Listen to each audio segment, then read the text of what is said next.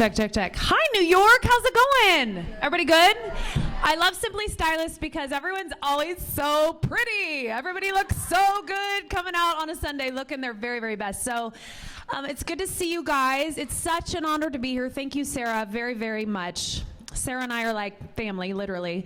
And it's an honor to be here. And so much about today. I think number one, relax, have fun. This is loose. It's meant to be engaging and inspiring, and the people that you're going to hear from today are so, so cool, and they have just a vast of knowledge. So you will, I promise you, leave here today with more information. You'll be inspired to go out and do more. I love, if you weren't at the brunch we just had, I love it because people just come up to me, they're like, how do I get an internity? How did, people just, it's like, that's what this is about. Connect with people, network with people, get information, get leads that can help you in what it is that you're doing, whatever your part of the industry may be. So that girl, where are you? I just gave her the information. She's front row. She is ready to go. She's got her notepad. But that's so much about what today is really, really about. And then I also think today, for me, one of the reasons I got into television is because I love hearing people's stories.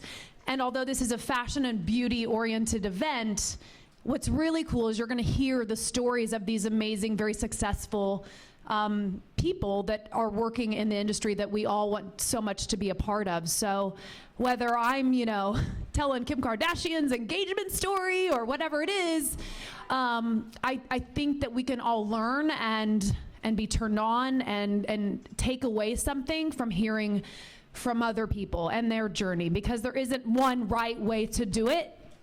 You have to find your path, as Alyssa Kravitz so eloquently said in her speech during the brunch. Following your heart. This will be a little hippie. It'll be a little cool. It's about, finding that balance between the work that you do and the path you want to create in the industry for yourself from a business standpoint, but also being true to your purpose. And I think that's the key, what's worked for the people that you're going to hear from today. So I'm going to stop talking and I'm going to introduce our very first guest. Who you first fell in love with, of course, on the hills and then Laguna Beach. She parlayed that early recognition into a very fascinating career in fashion, beauty, and design. She is, get this, a best-selling author, Emmy-winning TV producer, founder of Lowdown.com, and now an East Coast gal representing in New York, spending time on her latest lifestyle offering, Revelry House. Lo Bosworth, come on out. Yay! La. Come here. Hey guys, good morning. We have 3 mics. You can pick whichever one you want. Awesome, sounds good. They all work. Come on up. Oh, Catt, you're so full of life this morning. What are you drinking, tea or coffee? It is tea today, but Catt, I'm just gonna say, she came to the green room and was so friendly and it was great. Well, that's job as host, right? You gotta turn your cheerleader on. I always got the Spirit Award in high school cheerleading. Oh, well. I didn't do my back handsprings very well, but I always got the Spirit Award. Yeah. Okay, well let's catch up with you, Lo, because you've done so much in recent years. I mean, I don't know that I need to hold this. Do you guys hear okay? Yeah. Okay, as long as you scoot it up. Me? I think you need to scoot it up just a little bit. All right, I'll Scoot just a little bit. Can you hear me now? No. No, that one's a little bit low, I think. Can you hear me now? That's Better? good. Maybe a little extra voom voom on this mic. All right. Hi. Let's catch up with you, because you are, every time I used to see you, you were in Los Angeles. You are, by definition, the West Coast girl. But now you're living in New York. You have a lot of new projects going on. Yes. Bring us up to date. Well, I moved to New York about a year and a half ago, last May, to launch Revelry House with my co-founder.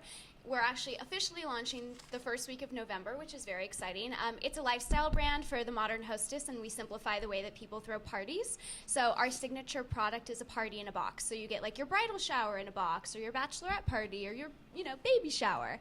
And then we create content also. So I'm really excited for that, and I just started blogging and YouTubing again. It's very exciting things, and New York is amazing. New York is amazing. New York is amazing. You got to learn how to dress for New York, by the way. There is no, it's hard to go out at night. You can't wear your little spaghetti strap, strapless situation. I'm you have to have 14 layers here. No. And it has been freezing the past couple days. Yeah.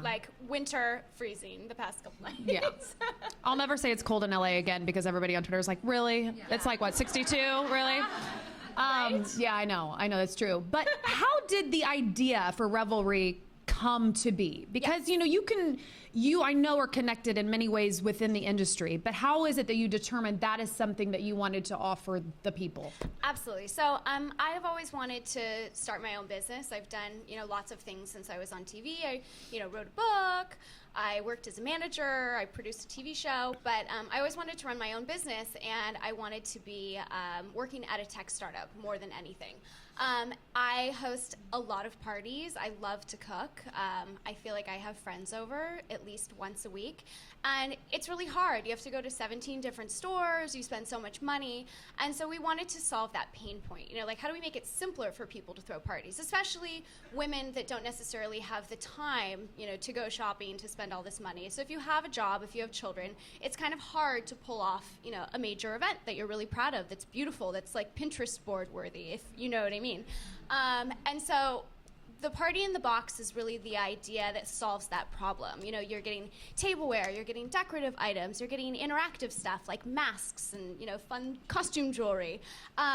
And you're also getting all the content that goes along with it. So we've put together like full menus and shopping lists and playlists. So it really is like a comprehensive guide to how to throw an amazing party. So I was solving a problem for myself, to be totally honest, but I think solving a problem for a lot of other women, especially women kind of in my age demographic, because, we're having baby showers all of a sudden, and we're going to weddings, and we're doing all of these events that are, first time for a lot of girls my age. And so we felt like we were really solving a problem. Yeah. So you determined this need, obviously, for a consumer.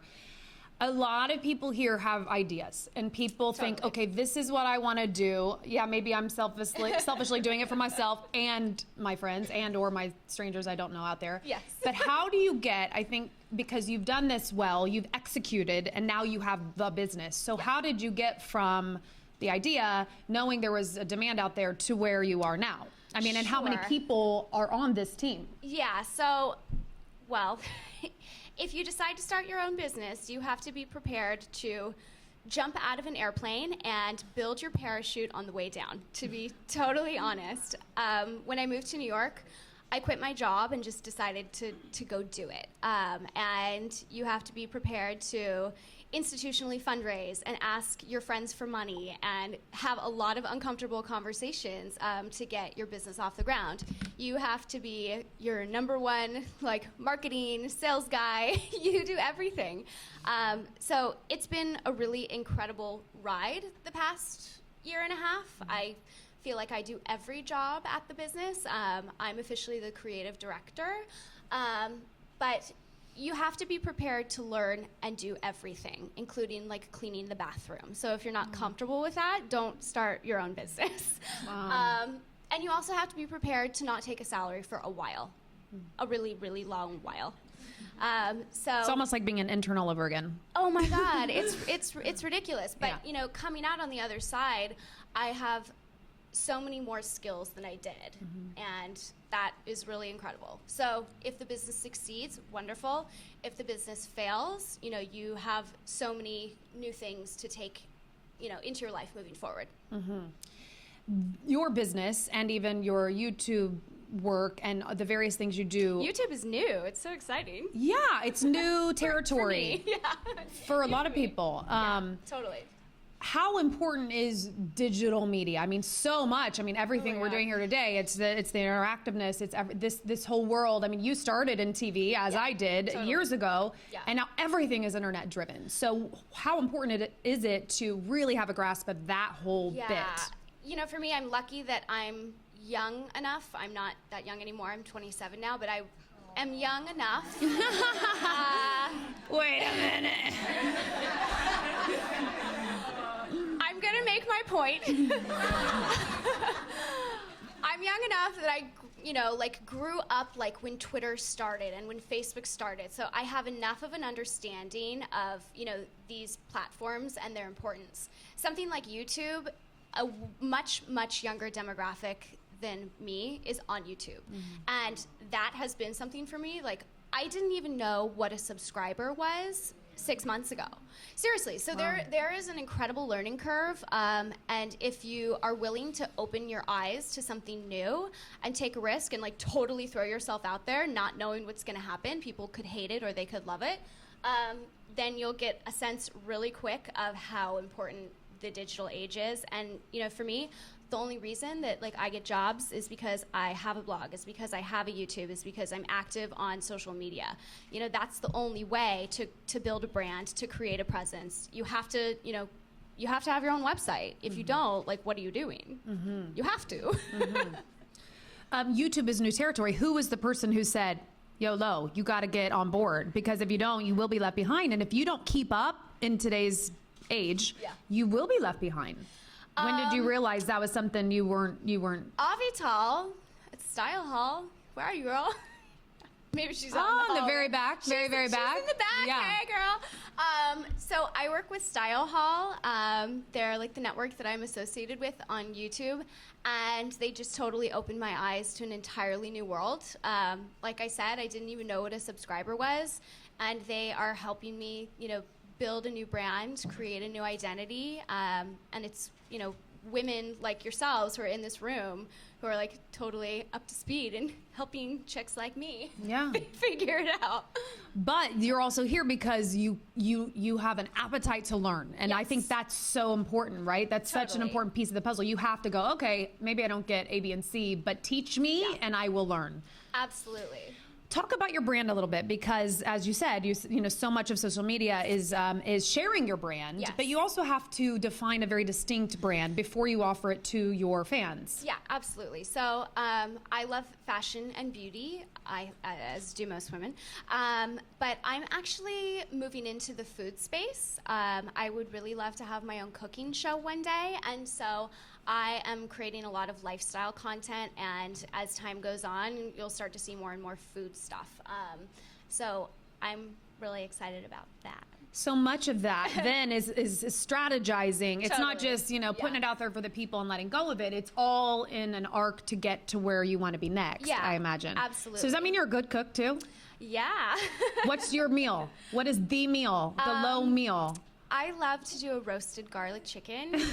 People are really afraid of poultry and like cooking their Thanksgiving turkey, but it's not hard. You just, seriously, salt, pepper, butter, put it in the oven. It'll be good. I like your show already. I could actually cook if this is how it works. Cooking a Thanksgiving turkey in like 2 steps. I am watching. That's awesome. Absolutely.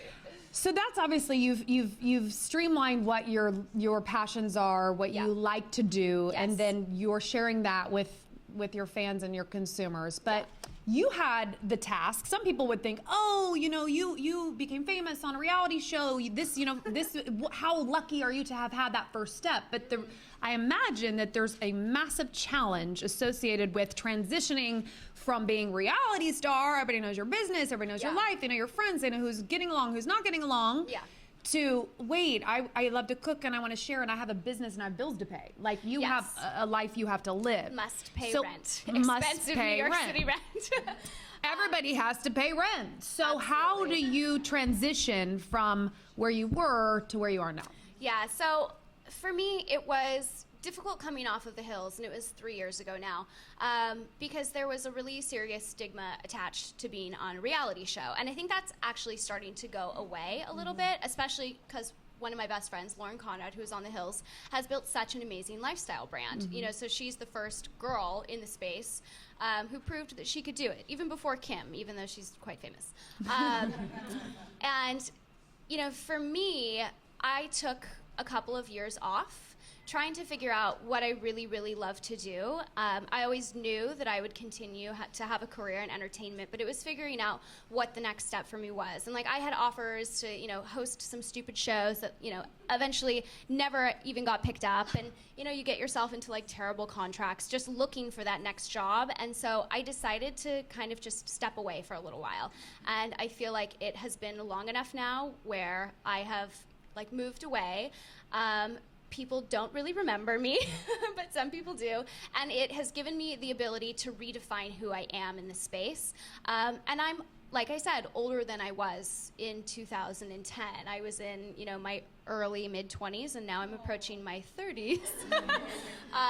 And you know, with the blog and with YouTube, I am able to create content and define who I am. So what I'm putting out is exactly what I want people to see. And it's really important that you remember that if you're in a similar situation. Like, you get to decide who you are, but Catt's right. You have to be like very, very specific. You can't be doing 20 different things. You have to pick the 1 or 2 things that you really love to do and focus on those things and make those things your business. And see how they're going to transition in 5 years. Like, what's your 5-year plan? You know, how do I begin here, and who am I in 5 years, and what are the steps I need to take to get there? You mentioned those no's, those things that you didn't do, because sometimes it's one thing to say, I'm going to do number 1 through 10, and these are my goals, and they're on paper. But you know who told me there's a lot of power in saying no is Bruce Jenner. Go figure. I was in London covering the Olympics, made really good friends with Bruce Jenner, and I was stressed out. I was working 20-hour days, and I was covering every event. I was doing all these interviews, and I was sleep deprived, and we were shooting news. And I was in the elevator and like sipping coffee with Bruce Jenner, like waiting for like floor 10. And I was just a little rugged, little ragged. And he, you know, he was rested. He had a driver. He had like everything all figured out. Okay, he may have a much deeper pocketbook than me too, which allows him to say no. But he's like, Catt, there's power in a no. Just, you got to say no sometimes. You got to manage your, you manage your time. I suffer from being, yes, I'll do everything. And I run on no fuel. I have no sleep and whatever. What did you learn about saying no to those things, or why did you? Because a lot of people that are trying to make it, you know, feel the need to say yes to everything just for that break or for that opportunity. Absolutely. I feel like there's a lot of fear in missing opportunities, but I think that there's also power in saying no, just like Bruce Jenner says. It goes back to being able to define who you are and like the path that you want to be on. I feel like if you're asked to speak on a panel or to participate in something, like, do your homework. Like, look at who else has done it. How much are they getting paid? You know, like, should you really be there? Is it the right opportunity? Is it on brand for you? And if it's not, you know, just, I know you have to pay your rent, but like, take a pass. Something else better will come along, especially once you continue to build your brand to get more exposure. Like, it's going to happen. Yeah. So be very specific. Be very specific and be patient and understand that it will be hard a lot of the time, especially if you're in this business. Like, working consistently is not the norm. It just isn't. And so you have to be, you know, mentally and emotionally prepared for people to not want you as much as they are going to want you, even for sometimes the wrong things. So true. Yeah. Relationships, networking. So much of why we're all here today is to share with one another and network and connect and hopefully lift each other up and to do good and excel in whatever it is we do. How important is it for you to maintain certain relationships and connect with people? I mean, so important.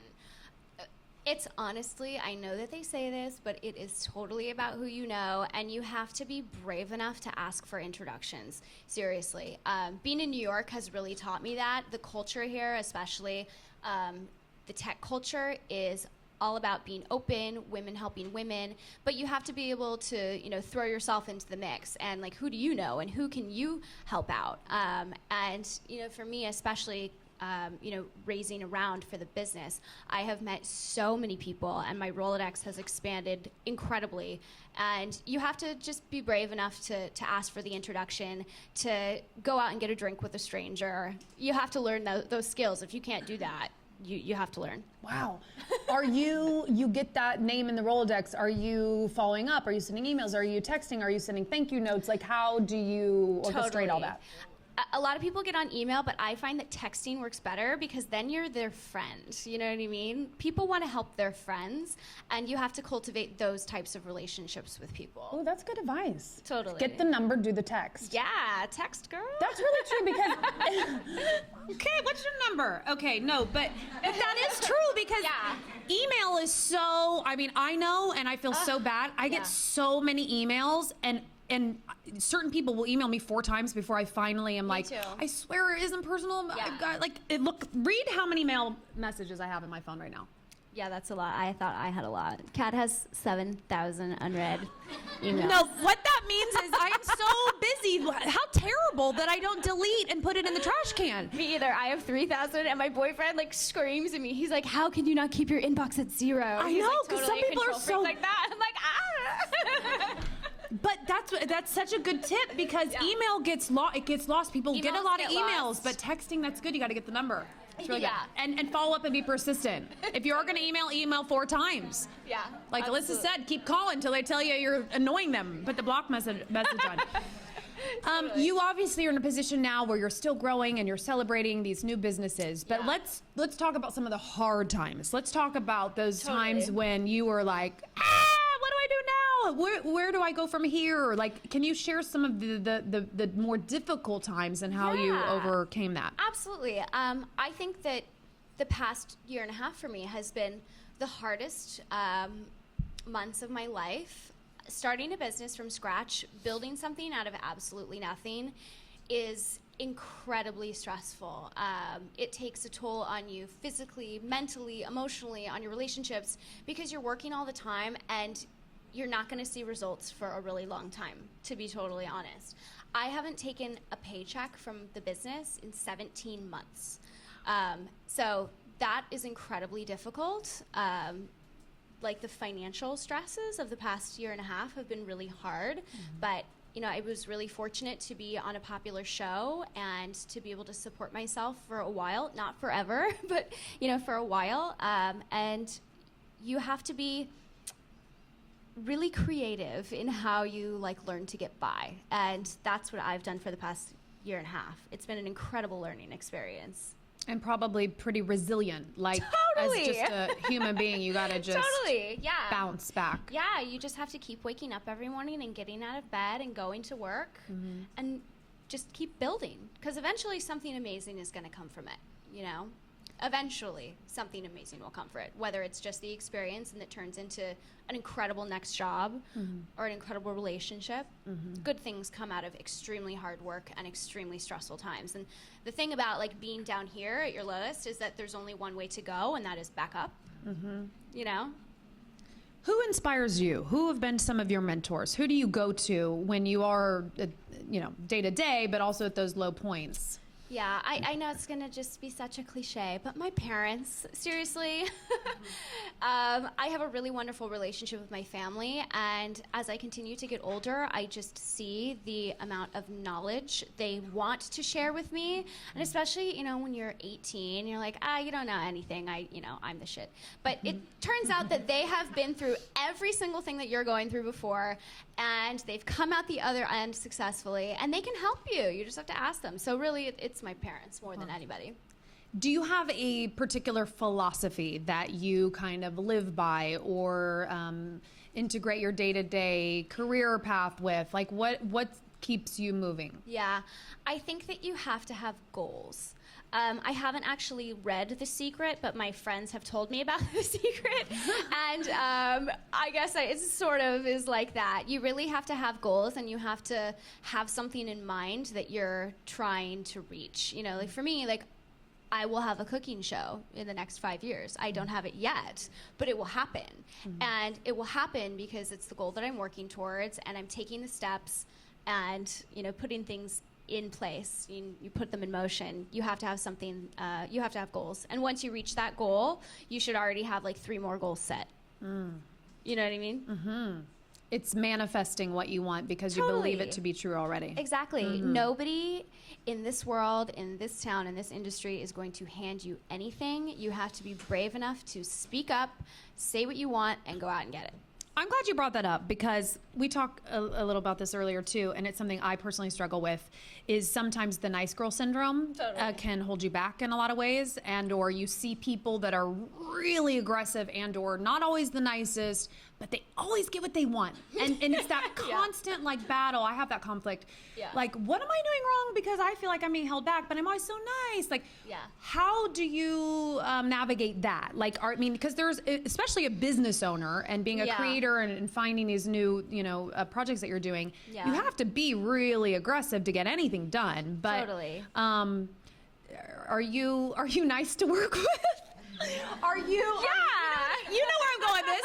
Or do you lay down the law? Like, how do you balance how do you finesse what you're doing and still get the respect of the people that are working with you and for you? That's honestly a really hard question. Because I think it's like really hard to get outside of myself and see me as other people see me. But the way that I deal with other people who are that way is mostly just try to show that you are equally as smart, equally as driven, equally as connected. And you do that, like I said, by networking, by getting a drink with them, and by becoming friends. You know, everybody who has this hard shell exterior is a big softie on the inside and like just wants somebody to hang out with. So true. You know, just be cool, just be polite, be friendly. Let it ride. Yeah, those people. Be laid back. It always works with those kind of people. That's so true. You know? Have you had your I made it moments? Have you had your celebratory, like, aha, like the one moment maybe you could share with everybody that you thought, this is pretty cool, I'm getting to where I want to be, or I've gotten there? You know, a couple things. You know, I really love entertainment and I really love producing. And I have always wanted to be an executive producer, and you know, for me, coming off a reality show, that's really hard. People want to give you vanity credits, you know, just because people say like, oh, I want to be an executive producer. But I actually want to be a real executive producer and, you know, do the work and, you know, be out in the field and do that kind of thing. And so probably my biggest I made it moment so far is I created and executive produced a documentary for MTV called I'm Positive last year. It's about young people who are HIV positive and basically their experience. And it was nominated for a fucking Emmy. How cool is that? That's awesome. Right? High five. That is so cool. Yeah. Okay, but see, back up, because that is incredible, and I love the Totally. subject matter, and kudos to you, bravo, bravo. Yeah. How do you, I've been in TV 15 years, I haven't executive produced anything. Like, how do you get from this idea to a vision to then executing? Like, that's a hold where you knocking on the door. I mean, obviously you had your MTV connections, I suppose. Yes. I have connections at MTV. But you took that, and obviously... you know, to make any kind of television and to have any kind of television go to series, it has to be personal and it has to be real. And for me, I got the idea because I have a friend who I grew up with, who's one of my closest friends, who was dating somebody who was HIV positive, and he told me about it. And it was the first, you know, time I had had like a firsthand experience. And now he is actually HIV positive, which is really devastating for me. But you know, you have to do something that you really care about. You have to have the right connections. You have to be able to pick up the phone and make the call. But, you know, it takes a really long time, especially in television, to get anything done. Mostly because agents are just bullshit. And, you know, they're like, oh, yeah, like, I have a call in to this person, and I'm just waiting for a call back. And I'm like, how does it take 4 weeks to get, you know, one paragraph of a contract revised, guys? This is stupid. And so at the time, I was actually working at a management production company, so I had the ability to control a lot of the workflow. So it actually got done. Yeah. You know, when you do it yourself, it gets done. And you did another thing that started with true passion. Yes. Don't you find the most successful things are if your heart is truly in it? Yes. The audience tends to appreciate it even more. It's not just 100%. an act of labor, but a true passionate project. Yeah, absolutely. I know everybody's got questions, so I feel like we should get to some of your questions that I'm not thinking of up here. And we have Bailey or somebody nearby with a iPad, and I'm going to read it. So are you guys tweeting us? Tweet us at Simply Stylist XO and tweet me questions. Is that how we're doing hashtag it? SSNY, and we will. We're getting it going. I didn't know that this is how we were asking questions. Isn't that cool? This is so exciting in this know. digital age. Technology. I love technology. Actually, people are on Twitter quoting you right now. They like love what you're saying. It takes a long time for anything to happen in the movie industry because really, agents are bullshit. Low Bosworth. I'm glad that one's out in the universe. That one's out there. Awesome. Do you guys have some questions for Lo? I can. I don't think these mics, they're not wireless, so I can't go back and. So, but just if you do, raise your hand and stand up. Go ahead, stand up and tell us your Twitter handle or whatever, your name, anything. Hi. Hi, my name is Dana Paget, and I'm the editor-in-chief of a site called Daily Fashionista. Daily Fashionista, awesome. And I love you, Lo. I think you're so inspiring. Thanks. And what's your best business advice to those, young ladies or women out there looking to make it in the business world? Sure. And what you learned, in creating your own business and maybe to avoid pitfalls and also encouragement. Yeah. I think right now we're in a tech bubble, and everybody has been saying that, but it's true. And if you want to start your own business, please be sure to do due diligence. Does someone already run that business? Does somebody have a very similar idea? And how are you going to differentiate? You have to make sure that you're differentiating. You can't launch something that already exists out in the world and that has 5 million users and expect to beat them unless you are going to just turn it upside down on its head and totally kick ass. So you have to do something that is original, and those ideas are hard to come by these days because everything seems to exist. So you have to just really know your stuff, know the market, know the demographic, know what you're talking about. I think that's wonderful advice. Actually, I interviewed Allie Webb, the creator of Drybar, Mm-hmm. and she mentioned, have your own niche. Yeah. Have your own spin on something. Have your own take. So it's definitely wonderful advice. Yeah. That goes along with being authentic, I think. A lot of people, it's easy to see why, but a lot of people copycat in this industry, right? And you're like, you see a great idea or you see someone that's very successful, and then suddenly you're trying to emulate them, but sometimes that turns into copying them. And it's so annoying. And it's I know the bloggers feel that, right? When you're like, hold on, that was my idea, I did that. Yeah. But authenticity, it's easy to hear a lot of people say, find your niche. Yeah. But you really, I used to want to be Oprah, but I was like, that job's taken. Yeah. You know what I mean? Like, I'm never going to be Oprah, so Yeah. I have to be the best version of myself at what I do. Exactly. And I find that it's the weird private things about you that you aren't inclined to share that are actually the most fascinating.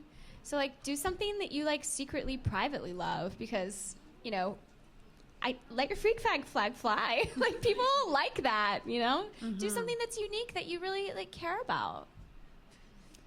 Other questions right here in the front. Go ahead, stand up. Sorry, I guess Catt has to pick, not me. Oh, no. Sorry. Were you picking somebody else? Sorry. No, I don't have to do anything. Okay, so I'm going to speak loud so everyone can hear me. I used to be in the entertainment PR world, and then I transitioned into starting a nonprofit, and I appreciate fashion. And my question is in regards to business and branding. In New York, you meet a ton of people. But Yeah. What is it that someone has to say to both of you that can, catch your attention in order for them to really allow you to buy into their brand or buy into their passion? Because we're constantly meeting and networking. True. Yeah. What is it that we can do or say that will capture that person so that you can build a real relationship? Yeah. And I love what you said about like the texting, but to get that, you would have to have the right introduction for someone to actually give you Yeah. a number these days. Yeah. So then what can you do to really, make that connection is my question. That's good. Good question. That's a really good question. Steal their phone. Steal their phone. Underneath the cheese plate. Steal You their just phone. no. Steal their phone, definitely. It's about, it goes back to having a unique idea and doing something that you're really passionate about. For example, I just started following this Instagram account called Menswear Dog, and it doesn't have that many followers yet, but it's this guy who I think is a photographer, and he dresses up his dog in men's clothes. And it's the most amazing thing I have ever seen. So you have to do something that is, truly amazing, whether it's in your advertising and your marketing. That's a really good place to start, honestly. You have to do something that is shocking, that people, haven't really seen. And when it comes to the texting thing, you're probably not going to get someone's phone number unless you run into them like 4 or 5 times. You have to like let that relationship develop. It's not like I'm going to, meet the CEO of Dunkin' Donuts and be like, hey bro, like, give me your number. But, you have to connect with people about something, be prepared to talk about something that, isn't business related, honestly. Try to make like a personal connection with people. Did I sometimes answer your that's- question? Your question was really hard. That was a great question, though. It's a very legitimate question. Yeah. Some of that, I think, is very calculated positioning. Totally. There's the one belief that, oh, it's meant to be, everything's kind of serendipitous and whatnot, and I do believe in that. But the other side of that is it's being very calculated. And it's like, okay, hold on. If I want to get to so-and-so, I have to position myself to be at where they're going to be at those events, and be relentless with even the emailing to begin with. Yeah. A lot of times, like I said, I get emails from people all over the world for various reasons based on what I do. And it's never personal why I don't get back. It's just because I'm inundated sometimes. So that's really flattering on one sense. But I find that I finally can get back and or engage when it's the persistence. I mean, they say it's like the most cliche thing in the world. Totally. Persistence, tenacity, like aggressive. Go after, go after, go after. Do not give up. Yeah. And you would actually be surprised with some of like the big fancy CEOs out there in the world. A lot of them are mentors to younger people. It's surprising, but they actually are. And so if there's somebody that you really admire, approach them in that way.